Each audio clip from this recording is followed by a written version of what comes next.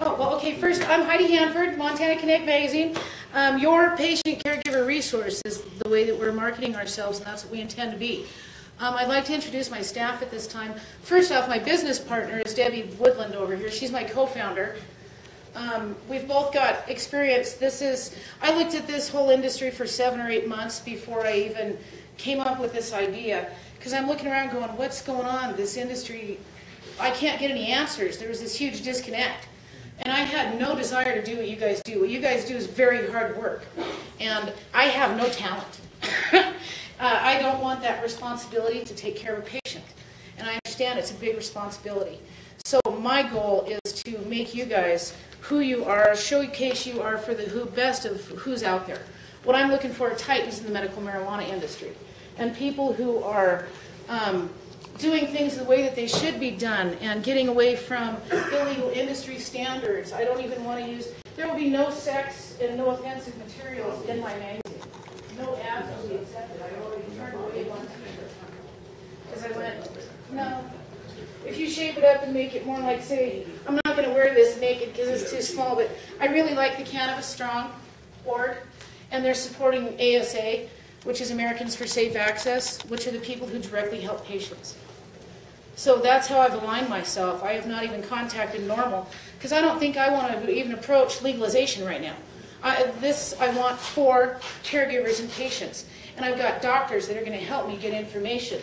We've got a doctor out of Whitefish who is learning about the strains. He's handling clinics, and he stands there and talks to patients and says what helps you, what doesn't help you. Now, the only thing that's come out industry-wise is by High Times.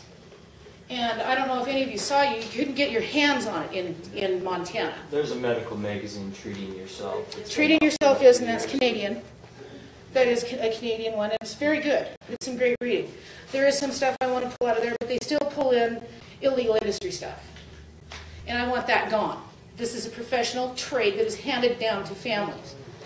And when we come to that, I'm going to bring up the High Times article. Because, I don't know who read this one. Before you do that, you said right now you don't have that policy to include that to include legalization in the magazine. It may come in the future, but right now I don't want to align that way. I understand. So I'd be willing, if you made a statement that said you wouldn't do that, I might be willing to participate in it. It'd take some pretty serious convincing to get me to go that way. Because the way that I view this industry and this magazine is even if it did go legal across the nation, this will still have a place because we're teaching people, we're educating people. This is how you're going to cure yourself. This is how you're going to help yourself. I want to explore some of the stuff that's out there. Rick Simpson has done some great things. Then he's been shot down by Dr. Greenspoon. Well, let's look at some of those things that are going on. What kind of things can we offer to patients? Everybody thinks everybody's out there smoking doobies and grandpa's smoking a bong. What about edibles? Edibles are a huge thing. I rely heavily on edibles myself. Patients don't know how to choose a caregiver. A caregiver has a responsibility to select patients based on how are they going to treat themselves. If you got a patient coming to you looking for butter, and you don't make butter, are you going to keep that patient, or are you going to share them with somebody else and get the bud patient back from them?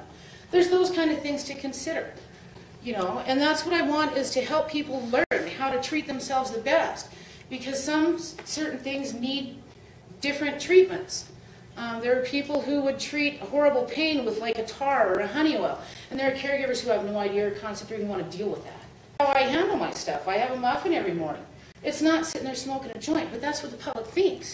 And that's what the media is showing that you guys are. And that's not what it's about. And I don't want it to be that way. And so that's where we came up with this. And that's why we came up with the strict guidelines that we have, because we want it to remain a little treasure, not... I'm going to bring this one up again. One thing I have to say, I am not beating up the caregiver in this for 1 minute. This is the only option he had at the time. And what he did, third generation Montana diversified, rock and roll, buddy. But this is the only way he had to advertise. And they come out and they say, move to Montana, the skies are big, you can grow all the way you want. Do we want that? Is that what you want? Do you want High Times telling everybody to move here and grow all the weed you want? In the illegal industry. In the legal part, where does it say that? That's basically, if you read the story, Yeah, I read it. they said it in there. Yeah, they've said it in there, in that story. and come and chase antelope with us. That's part of the problem, Heidi, that you're bringing up, and something that Ryan and I were talking about coming over from Livingston this afternoon. I went to that last convention here about a month ago over at another hotel here, and I think it was the Caregivers Network that advertised on page 2 in the Ozone. You know, and it had in there Weed University. And I'm sitting there going, well, what a good way to legitimize our industry. I mean, in my opinion, Well, and see, people are going to refer to it because it's all they know. So we need to mold it and shape it. Well, It's like exactly. when I'm looking at pictures of buds, that's bud porn. I've always known it's bud porn. That's what you call it, bud porn. I'm not going to call it bud porn in my magazine because people will look at it. If my 9-year-old daughter can't sit down with my 74-year-old father and look at my magazine with me, I'm not going to print it. That's all there is to it. It will not happen. So those are my guidelines, and that's where I'm sticking with it. Because it's something I intend to hand down to my family.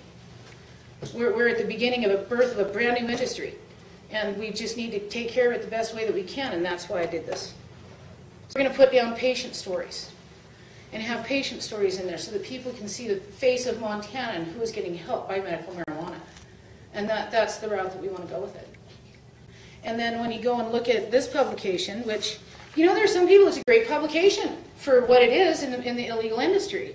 And then they're trying, I have to give them credit, they are trying, but caregivers in Montana will never be able to afford their advertising rates either.